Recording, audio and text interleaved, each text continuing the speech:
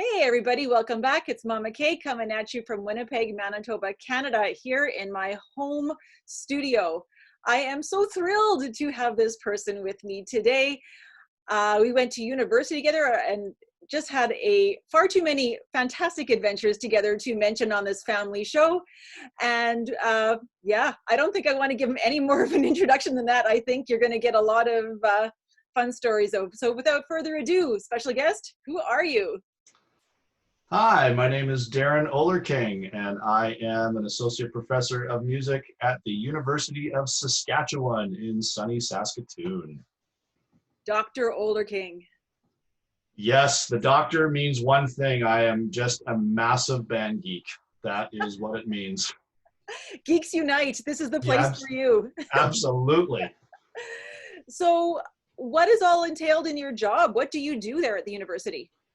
So at the University of Saskatchewan, I teach courses in music education. So if people want to be a music educator, band director, I teach courses to help them with that. Things like brass techniques and instrumental methods and jazz pedagogy. I teach conducting, the craft, the art of nonverbal communication and gesture. I teach courses in wind literature. So we talk about band repertoire. And I conduct the University of Saskatchewan Wind Orchestra, which is our premier instrumental group on campus. How long have you been there for? I am finishing my 10th year at the U of S. I Get started out. Is it 10 years already? It is. I started in 2010. So here we are 10 years later. So now I would love for you to share how you got there. What was your musical journey like from baby Darrin all the way to now? Tell us, please. Well, my musical journey, I mean, I did elementary music just like everybody else and had fun with it. The school that I went to in Winnipeg, in St. Patel, Winnipeg, was a K-6, and so we had to switch to a school that had a junior high, and they had band from 7 through 9, and I missed the band recruiting day. I didn't try out the instruments.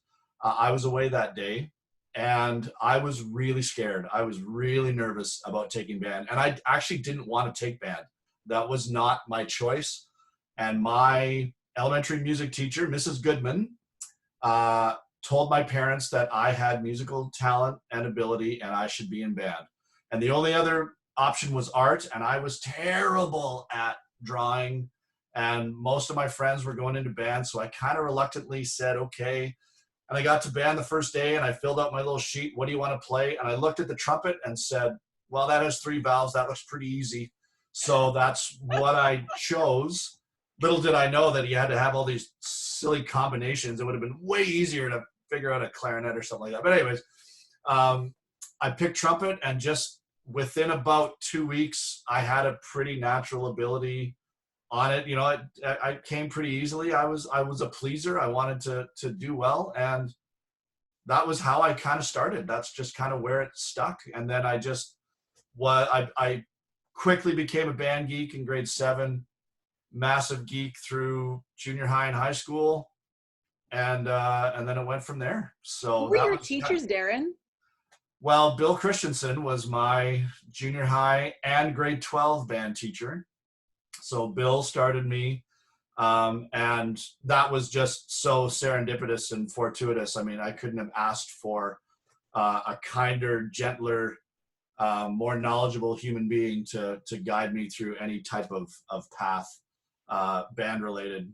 I do still reflect on Mrs. Goodman. In fact, Judith Goodman, I just found out last week she passed away last month. So she was kind of my first.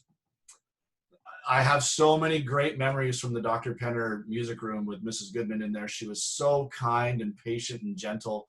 And you don't realize those things at the time when you're 7, 8 years old and singing Land of the Silver Birch or playing recorder, whatever. But like those now are memories that I just, oh man, it was just so much fun and so beneficial to have those experiences in music. So, but I Bill was it shaped who you became as an educator. Absolutely, yeah. Bill was my junior high teacher, and then Graham Bruce taught me in grade 10 and 11 at Glenlawn.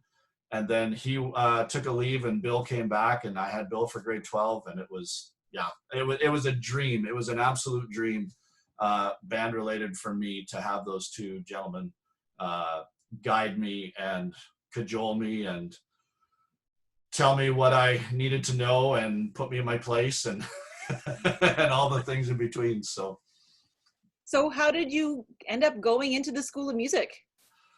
Well, I can remember the moment where I thought, this is what I'm going to do. And it was in grade 9, and it was in the Minnetonka band room. And we were in jazz band, in stage band, we called it at the time, which was an extracurricular activity. And I was just looking around, and I'm looking at my friends that are all, you know, everybody in the band was a friend. And I'm looking around going, this is really cool. And then I look at, you know, I look longingly and respectfully at Bill, and I go, like, he gets to do this, and he creates this community, this family, this sense of belonging to these ragtag mullet-headed idiots. Like it was, I remember being in Minnetonka going, this is what I think I need to do. I wanted to be a doctor. I was thinking I could study and go into medicine. And I still kind of held on to that in grade 10 when I went to Glenlawn, but I found myself maybe not going to the regularly scheduled science classes and going to the band room to practice. And I was like, oh, maybe this is more of where my focus lies and where my ideas are. So I just kind of felt grade 9, grade 10. It's like, yeah, this is what I'm going to do. But I never took private trumpet lessons. Like, I didn't do an extra bunch of work. I just kind of practiced my horn, played in every ensemble I could possibly be a part of in high school, and just built up enough energy and chops to kind of pass an audition for music.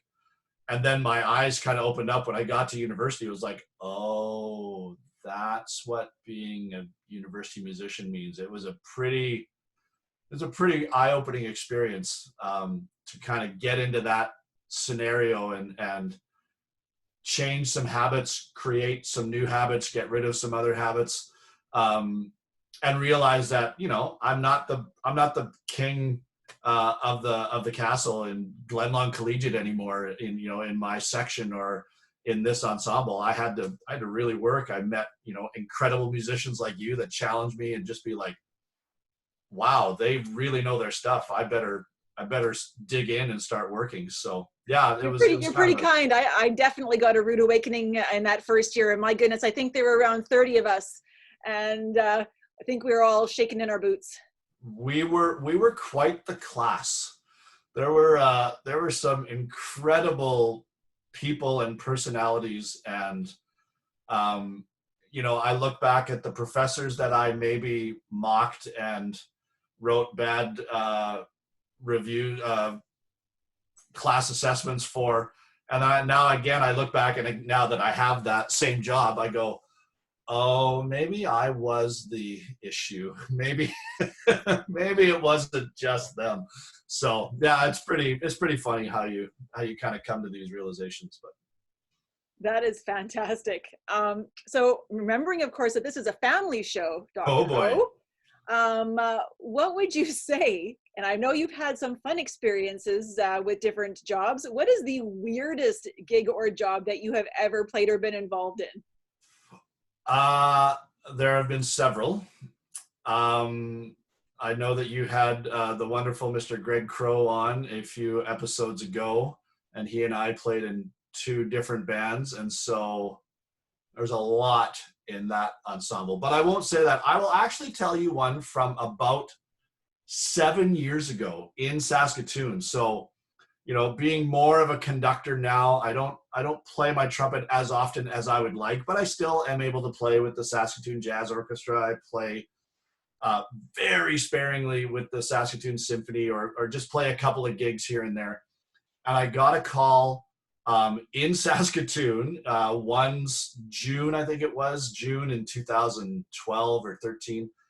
was the the World Salsa Congress, salsa dancing like convention, I guess, in Saskatoon. Really the hub of salsa dancing when you think about it. And so this musician from Edmonton called me and said, I need a trumpet player. We've got 2 gigs.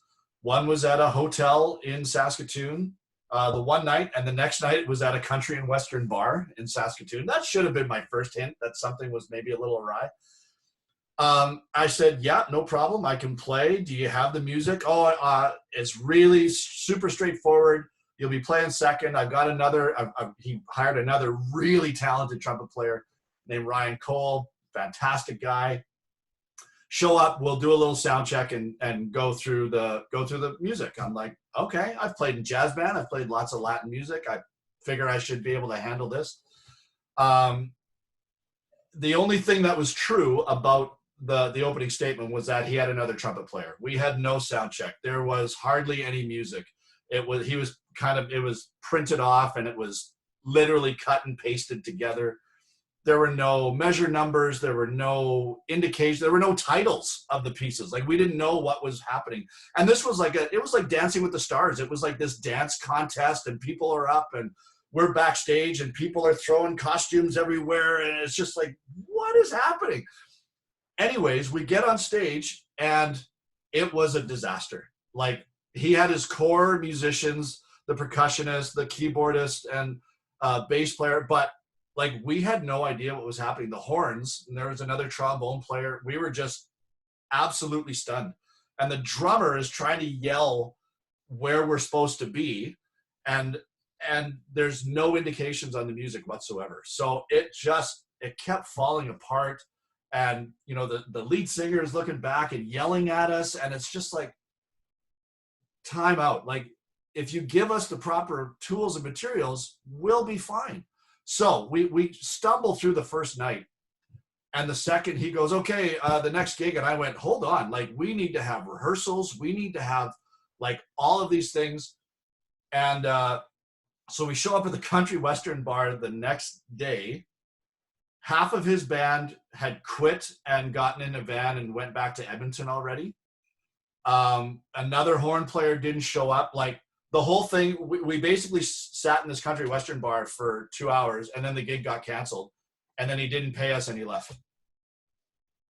And then 2 weeks later, he sent me a LinkedIn request. I was like, oh boy. So that was probably the weirdest one I've had in recent memory. That's incredible. And yet you keep making music. I keep trying to do my thing. Yeah, absolutely. So we're going to have a variety of people that are watching these videos, from colleagues, friends of ours, but also some students who are maybe thinking about going into music as their career. Do you have any words of advice? Yeah. Music for me, as it is for you, as we've talked through here, and as your other guests have shown, music is part of my identity. And that's what I really, really, truly believe in. And when I was teaching junior high and high school in Winnipeg or in rural Manitoba, and I saw a student that music was a part of their identity. They were always in the band room. They were hanging out. They wanted to talk music. They couldn't get enough. That's where I encourage them to go and follow that path. So if a high school student is watching this right now, and you found yourself, you know, before isolation and quarantine, you found yourself always in the music room, or you find yourself now, you still got to play, you still got to explore all these different musical things. It's a part of your identity. Embrace that and find ways to make that part of your life. What I've really found out as a university educator, of course, I'm trying to recruit as many people to come into the music department as possible, and I want people in my band, but my university group is heavily reliant on non-majors. I have engineers and kinesiology students and pharmacy students that have found that music is their identity. Now, they're not going to be a musician as a full-time gig, but they still know the value of what music is doing for them to get them to their next step or their next goal in their studies, in their career, and their aspirations. So I encourage everybody, if music is a part of you, if it's your identity, go find a way to maximize that experience in your next step of studies. Really, I think we have one of the tightest knit and most loving communities to be a part of. Band is, and I specifically mean band, no offense to choir or orchestra or kazoo ensembles or whatever else is out there, but band is one of the most effective communities because we accept every single person, right? You can be an athlete or a mathlete. You can be an extrovert or an introvert. You can be anything, and you can come into the band and you are a valued, effective member of what's happening in this experience. And that's why I love band so much, because it just allows everybody to play as big or as small of a role as they want. But if we're playing a piece and you don't have a third clarinet, we're still missing that part, and that's still important. They might not have the solo, they might not be, you know, the flashiest player in the ensemble, but we still need third clarinet, we still need fourth horn, we still need, you know, second euphonium, whatever it is, we still need those people to be in the ensemble to fill out our beautiful sound. So we accept and celebrate everybody in the ensemble. So you're growing up, your experience has always been with band in Manitoba, and we have a very, very healthy community, as you know, with especially with support of the Manitoba Band Association. Just quickly, what's happening for band in Saskatchewan? Well, Saskatchewan is a unique place because unlike a center like Manitoba, where 3/4 of the population of the entire province is in one city, we are so much more spread out. And yet there's only, I think, 200,000 people separating the populations of Manitoba and Saskatchewan. So we have a lot of different smaller centers in our province. But the Saskatchewan Band Association still tries to, you know, support as much as they can. We also have the Saskatchewan Music Educators Association. They're two separate entities that do a lot of band stuff. So we have those types of organizations supporting. There's a really healthy community band scene in Saskatchewan. There's actually quite a burgeoning and large British brass band scene in and around the province. There's two in Saskatoon alone. And so there's just a lot of really cool opportunities in Saskatchewan for band to flourish and grow. That's fantastic. So it's important for people to remember that if they are wanting to go into music as a career, that it's not just the University of Manitoba or Brandon University, but really, you're not that far away. Come on over. I have a student from, did she go to Garden City? I have a student right now from Winnipeg. You have Heather. I have Heather, yes. Yeah, I have a student from Winnipeg. We've had a few Manitobans trundle on through. If I can make a shameless plug, I mean, Saskatoon is beautiful. It's so nice. And there's lots of opportunities to play. But any place that you go, you want to, it's nice to stay close to home. If you want to be adventurous and travel outside, you know, find out who you're studying with, who you're going to work with, who might excite you musically, and ask questions and see if that place is right for you. Because, you know, I didn't really think of leaving the University of Manitoba, and it was great for me. If I had a little bit more information, I might, you know, think of being adventurous, and which I did for my doctorate. I was able to go away and move to the United States and study at another school, and it was an incredible experience. So those are all things that people want to think about and consider as they're trying to forge ahead on their musical journey. Any last extra little bits of worldly wisdom from Dr. O to even the non-musicians in the watching audience? You, as we are, you know, we're in the middle of this COVID quarantine, isolation, lockdown, whatever we're going to call this. We see on social media, we see in the media how important the arts are to our community and to our culture. if you are successful at something, don't stop doing that something. I think, I've been so blessed to be able to conduct honor bands and adjudicate festivals and work with students all across the country and beyond.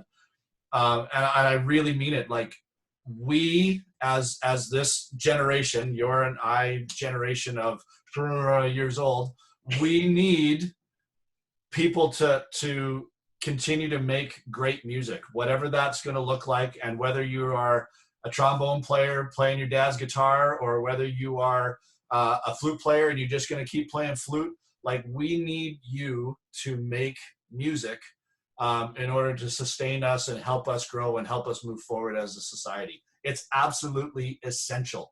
So if you are watching this and you are talented and passionate and excited about making music, do not stop doing that.